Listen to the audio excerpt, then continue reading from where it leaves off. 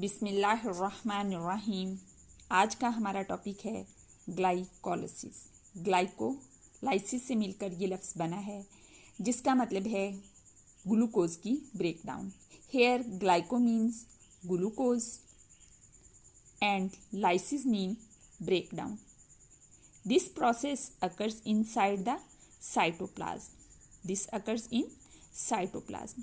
So we will define it as breakdown of glucose in the cytoplasm is called glycolysis. Actually, glucose break down in 3 steps. First step is glycolysis, and this occurs in cytoplasm. And second step is citric acid cycle. Citric acid cycle, and this occurs inside mitochondria.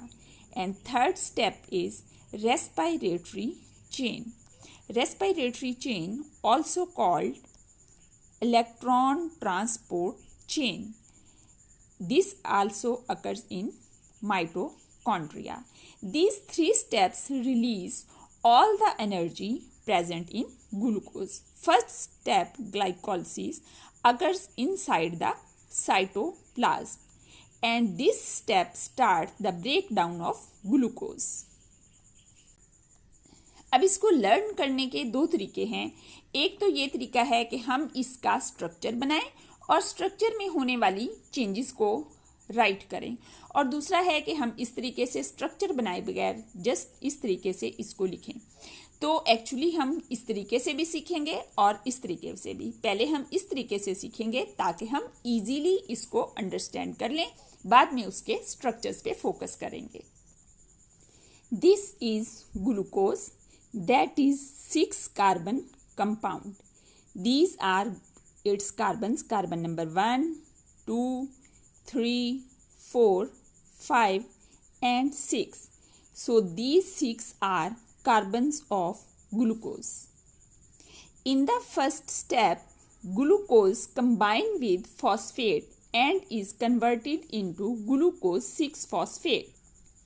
Phosphate attaches with the carbon number 6 and this became glucose 6-phosphate.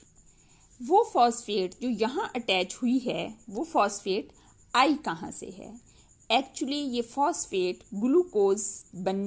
Glucose के breakdown के लिए ATP से आई है। ATP जो high energy compound है ये breakdown हो जाएगा इनटू एडीपी। एडीपी डाइफॉस्फेट है जबकि एटीपी ट्राइफॉस्फेट है। तो इसके पास 3 फॉस्फेट थे। जब इसने अपना एक फॉस्फेट ग्लूकोज को दे दिया तो ग्लूकोज कन्वर्ट हो गया ग्लूकोज 6-फॉस्फेट में, और ये एक फॉस्फेट कम होने की वजह से कन्वर्ट हो गया डाइफॉस्फेट में, एडीपी यानी कि एडिनोसाइन डाइफॉस्फेट। कार्बन नंबर 6 जो है उसके साथ फॉस्फेट अटैच हुआ और ग्लूकोज कन्वर्ट हो गया ग्लूकोज 6-फॉस्फेट में। नेक्स्ट स्टेप में यही ग्लूकोज 6-फॉस्फेट कन्वर्ट हो जाएगा फ्रुक्टोज 6-फॉस्फेट में। यहाँ आप देखें ये है फ्रुक्टोज 6-फॉस्फेट। ग्लूकोज 6-फॉस्फेट में आप देखें तो 6 कार्बन है जबकि फ्रुक्टोज 6-फॉस्फेट में भी 6 कार्बन है। दोनों एक ही जैसे हैं तो फिर चेंज क्या है? एक्चुअली ये एक जैसे नहीं है।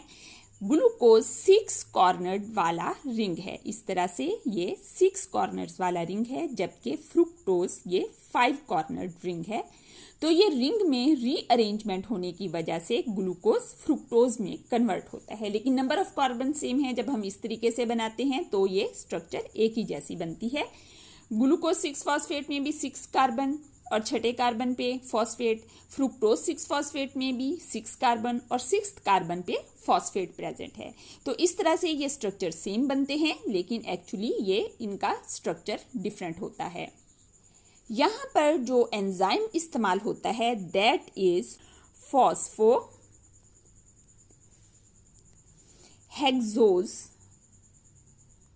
आइसोमरेज। इसको याद रखने का एक तरीका जो इजी तरीका है वो ये है कि ये ग्लूकोज जो है ये एक हेक्सोज है। हेक्सोज का मतलब होता है 6 कार्बन कंपाउंड और इसके साथ फॉस्फेट अटैच है, तो ये क्या है, फॉस्फोहेक्सोज। ये है फॉस्फोहेक्सोज और ये फॉस्फोहेक्सोज किस में कन्वर्ट हो रहा है, ये अपने आइसोमर में, यानी कि नेक्स्ट भी वो 6 कार्बन वाला कंपाउंड है जो कि आइसोमर है ग्लूकोज का, इसलिए एंजाइम कौन सा होगा, आइसोमरेज।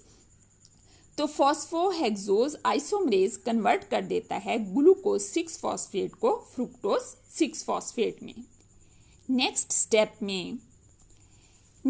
में यही फ्रुक्टोज 6 फॉस्फेट के 1 पोजीशन पर भी एक फॉस्फेट अटैच हो जाता है और अब इसका नाम फ्रुक्टोज 1,6 बिसफॉस्फेट होगा। फ्रुक्टोज 1 और 6 1 पोजीशन पे भी फॉस्फेट है और 6 पोजीशन पे भी, इस वजह से 1,6 बिसफॉस्फेट। बिस का मतलब है 2। अब इसके लिए आप एक कंसेप्ट अपना यहाँ पे क्लियर कर लें कि बिस के लिए 2 के लिए हम बाई भी यूज करते हैं और बिस भी यूज करते हैं। फर्क क्या है, जब दोनों कार्बन जिन पे फॉस्फेट अटैच हुआ है या जिनके बारे में बात कर रहे हैं वो दोनों कार्बन साथ साथ होंगे तो लफ्ज बाई इस्तेमाल होगा। जब ये दोनों कार्बन जिनकी हम बात कर रहे हैं इनके दरमियान में कुछ और कार्बन भी होंगे, जैसे कि एक ये कार्बन बात कर रहे हैं फॉस्फेट और एक इस कार्बन की बात कर रहे हैं और बीच में और कार्बन भी मौजूद हैं, तब हम लफ्ज बिस इस्तेमाल करेंगे। ठीक है, जब 2 फॉस्फेट प्रेजेंट हैं और इनके बीच में और कार्बन भी मौजूद हैं तो हम इसके लिए बिस फॉस्फेट का लफ्ज यूज करेंगे। अगर ये दोनों साथ साथ वाले कार्बन होते तो फिर हम बाईफॉस्फेट का लफ्ज यूज करते। अब यहाँ पर एक और फॉस्फेट भी अटैच हुआ है। वो फॉस्फेट कहाँ से आया है, तो यहाँ पर अगेन एक एटीपी ब्रेक डाउन हो गया है इनटू एडीपी। इसमें 3 फॉस्फेट थे, एटीपी एडिनोसाइन ट्राइफॉस्फेट यानी कि 3 फॉस्फेट। ये कन्वर्ट हो गया एडिनोसाइन डाइफॉस्फेट यानी कि 2 फॉस्फेट में। तो जो 3rd फॉस्फेट यहाँ से निकला है वो यहाँ पर अटैच हो गया है फ्रुक्टोज की 1 पोजीशन पे, जिसकी वजह से फ्रुक्टोज 6 फॉस्फेट कन्वर्ट हो गया है फ्रुक्टोज 1,6 बिसफॉस्फेट में। तो अभी तक ग्लूकोज ने कोई एटीपी प्रोड्यूस नहीं किया बल्कि एटीपी यूज किए हैं। तो अभी तक इसने एनर्जी रिलीज नहीं की, एनर्जी यूज की है। अब ये फ्रुक्टोज 1,6 बिसफॉस्फेट कन्वर्ट हो जाता है फर्दर 2 कंपाउंड्स में, यानी कि ये ब्रेक हो जाता है। यहाँ से ये ब्रेक हो जाता है, ये 3 कार्बन का एक कंपाउंड बन जाता है और ये 3 कार्बन का एक कंपाउंड बन जाता है और दोनों कंपाउंड्स के पास एक एक फॉस्फेट मौजूद होती है। इन कंपाउंड्स के नेम हैं ग्लिसरएल्डिहाइड 3 फॉस्फेट, ग्लिसरएल्डिहाइड 3 फॉस्फेट, एंड दूसरे का नाम है डाईहाइड्रोक्सी एसीटोन फॉस्फेट। हम ग्लिसरएल्डिहाइड 3 फॉस्फेट को ग्लिसर के लिए G, एल्डिहाइड के लिए A और 3 के 3 और इसके आगे P, GA3P लिखकर भी शो कर सकते हैं। इसी तरह डाईहाइड्रोक्सी एसीटोन फॉस्फेट को डाई के लिए D, हाइड्रोक्सी के लिए H, डाईहाइड्रोक्सी एसीटोन के लिए A और फॉस्फेट के लिए P, DHAP भी लिख सकते हैं। तो फ्रुक्टोज 1,6 बिसफॉस्फेट डिवाइड हो गया ग्लिसरएल्डिहाइड 3 फॉस्फेट और डाईहाइड्रोक्सी एसीटोन फॉस्फेट में।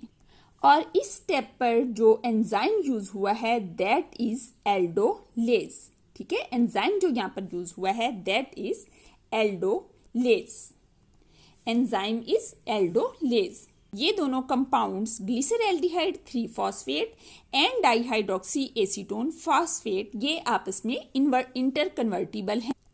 इनमें से ग्लिसरएल्डिहाइड 3 फॉस्फेट फर्दर रिएक्शन में यूज होता है और जब इसकी मिकदार कम हो जाती है तो डाईहाइड्रोक्सी एसीटोन फॉस्फेट कन्वर्ट हो जाता है ग्लिसरएल्डिहाइड 3 फॉस्फेट में।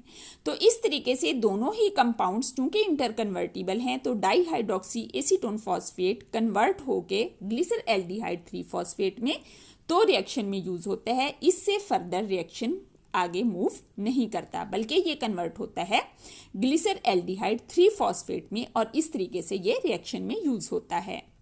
अब नेक्स्ट स्टेप में ग्लिसर एल्डिहाइड 3 फॉस्फेट कन्वर्ट हो जाता है 1,3 बिसफॉस्फोग्लिसरेट में। यहाँ पर 1 पोजीशन पे एक फॉस्फेट और एक 3rd पोजीशन पे फॉस्फेट। इस वजह से बीच में चूंकि एक और कार्बन मौजूद है तो इस वजह से बिस का लफ्ज इस्तेमाल होगा और इसका नाम क्या होगा? 1,3 बिसफॉस्फोग्लिसरेट। 1,3 बिसफॉस्फोग्लिसरेट। क्या यहां पर भी एक एटीपी ब्रेक होगा मजीद एक फॉस्फेट देने के लिए? तो इसका आंसर है नो, यहां पर एटीपी ब्रेक नहीं होगा। यहां पर जो फॉस्फेट एंटर हुई है that is inorganic phosphate. It is denoted by small I with P. This is for inorganic. Then what is meaning by inorganic phosphate? This is phosphate present inside the cytoplasm. This phosphate is already present in cytoplasm in the form of phosphate and not comes by the hydrolysis or breakdown of ATP. So it is called inorganic phosphate. This enter in this reaction at this point. Next step में 1,3 bisphosphoglycerate convert होता है 3 phosphoglycerate में। 3 phosphoglycerate. Here 3 phosphoglycerate 1 has gone.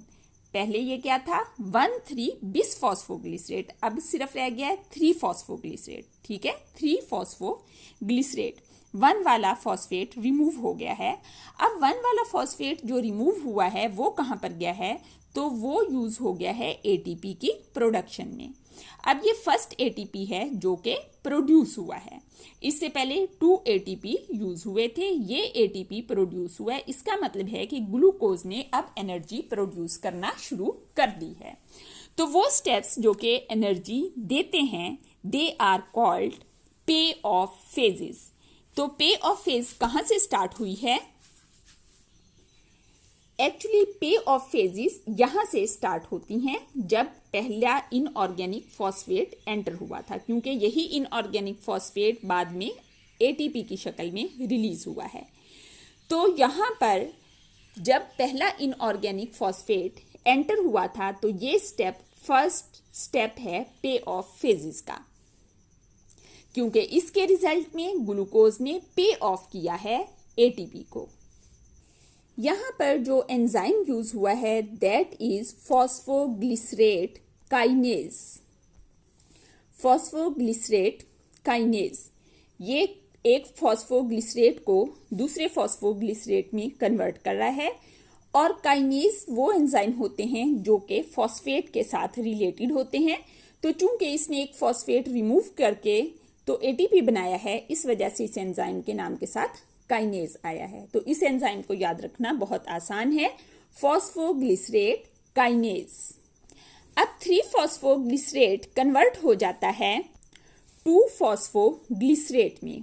यहां पर आप देख रहे हैं कि फॉस्फेट ने अपनी पोजीशन चेंज कर ली है और ये कार्बन नंबर 2 पे आ गया है। इस वजह से इसका नाम 2 फॉस्फोग्लिसरेट होगा। तो 3 फॉस्फोग्लिसरेट कन्वर्ट हो जाता है 2 फॉस्फोग्लिसरेट में, और यहां पर एंजाइम इस्तेमाल होता है फॉस्फोग्लिसरेट म्यूटेज। यहां पर जो 3 फॉस्फोग्लिसरेट को 2 फॉस्फोग्लिसरेट में कन्वर्ट करता है वो एंजाइम है फॉस्फोग्लिसरेट म्यूटेज।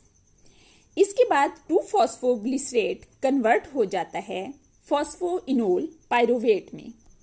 फॉस्फोइनोल पायरोवेट जो कि इस तरह बनाने में तो इसी के जैसा बिल्कुल लग रहा है, लेकिन एक्चुअली स्ट्रक्चर में चेंजेस आती हैं। यहाँ पर डबल बॉन्ड बन जाता है जिसकी वजह से इसका नाम इनोल, ठीक है, इनोल का लफ्ज जो आया है वो यहाँ पर डबल बॉन्ड की वजह से है। डबल बॉन्ड विद अल्कोहल यानी कि OH बॉन्ड की वजह से यहाँ पर इसके नाम के एंड पे इनोल है। तो ये कन्वर्ट हो जाता है फॉस्फोइनोल पायरोवेट में। 2-फॉस्फोग्लिसरेट कन्वर्ट हुआ फॉस्फोइनोल पायरोवेट में। और जो एंजाइम यहाँ पर यूज हुआ है उस एंजाइम का नाम है इनोलेज। इनोलेज एंजाइम ने 2-फॉस्फोग्लिसरेट को फॉस्फोइनोल पायरोवेट में कन्वर्ट कर दिया। इस स्टेप पर एक वाटर मॉलिक्यूल भी इसमें से रिमूव होता है, जिसकी वजह से यहाँ पर OH ग्रुप रह जाता है और डबल बॉन्ड बन जाता है। नेक्स्ट स्टेप में फॉस्फोइनोल पायरोवेट कन्वर्ट हो जाता है फाइनल प्रोडक्ट में, दैट इज पायरोवेट। अब यहाँ पर जो फॉस्फेट मौजूद था ये फॉस्फेट यहाँ से रिमूव हो गया है और पायरोवेट में कोई फॉस्फेट मौजूद नहीं है।